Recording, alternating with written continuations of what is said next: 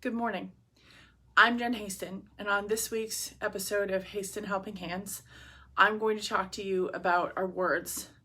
The words that we use to talk to ourselves and the words that we use to talk to others. We have the power to lift up or push down people with our words.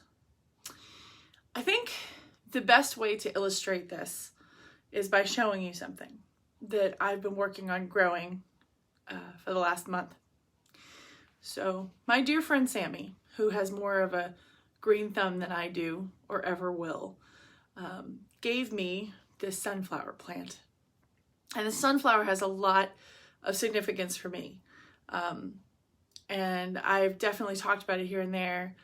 But I basically said, I know that you have all these plants and you do a lot of things. What would you suggest for me to kind of start out? Because Vivian really likes plants and flowers and growing things. And while it is not my strength, I'm learning more about it. This plant started out as just a little teeny tiny seedling, like right down there.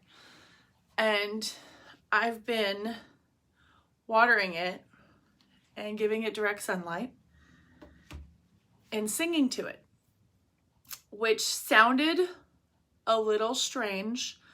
And I went and did some research, which I'm learning to do when something sounds strange. There's a lot of science that backs up that if you sing to your plants, they grow better. And it got me thinking about other things that grow better when we sing to them, when we praise them, when we lift them up. People, for instance. And I also read that the flip side is if you speak harshly to a plant or you don't talk to a plant at all, it actually shrivels. And the metaphor just knocked me down because we have so many opportunities every single day to lift someone up. If they tell you about something that they're working on and they're excited about, whether you're excited about it or not, you can say simple words like, I'm excited you're excited. You can say, gosh, that sounds really intriguing. Can you tell me more? There are no greater words in the English language than tell me more. And it works for a variety of situations. If somebody is upset and they're telling you that they're upset and you don't understand, you can lift them or you can help them feel heard by saying, tell me more. Even when it's hard. Even when the last thing you want to do is engage with somebody about why they're upset. Because it's not about you. They're upset. They might be upset at you, but it's up to them to tell you that. And I just got to thinking about this plant. It's been a month, and look how she's growing. She's thriving. I sing to her every day, and I might even come up with a name for her. But it's just been wonderful to see the progress of my plant. And I think about that when I think about how to encourage people and how to lift people and the things that we say. And I think about there were so many times in my childhood where an opportunity was there for my family of origin to encourage me. And they never did. They never used words to lift, only to push down. And so I think about that. I think about that even when I'm tired, even when I'm busy, even when I'm frustrated. And I think about the fact that we have the power. That's right, you who's watching this. We have the power to lift people up. And all it takes is some words of encouragement. Like, yeah, I believe you can do that. Yeah, tell me more about that. And it's so powerful when you think about what words can do. About 7 years ago, my husband and I were working on getting out of debt and getting our finances in order. And there was somebody who took an interest.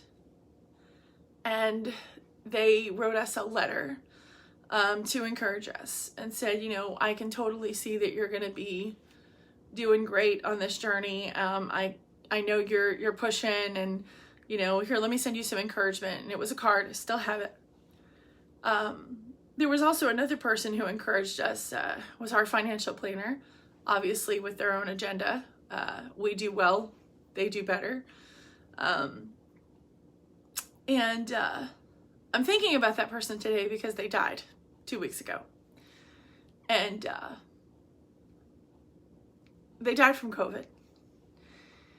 And I'm not going to say we were close, but there was a relationship there. And absolutely 1,000% a relationship that lifted and never pushed down, always lifted up. And there are so many examples that I can point to in my life of people pushing down with words. And it can be thoughtless. Sometimes we just don't think. And I think about that acronym a lot, which is when you're going to say something, this is the formula. Is it truthful? Is it helpful? Is it inspiring? Is it necessary? Which is the one I really struggle with. Okay, is it kind? And I think that if we thought a little bit more before we spoke, we would be able to grow trees and plants and people better. So what words can you use today to lift up? What can you do to lift another person up and lift yourself up? Use the right words to lift yourself up. Ladies and gentlemen, I'm Jen Haston, and this has been Haston Helping Hands.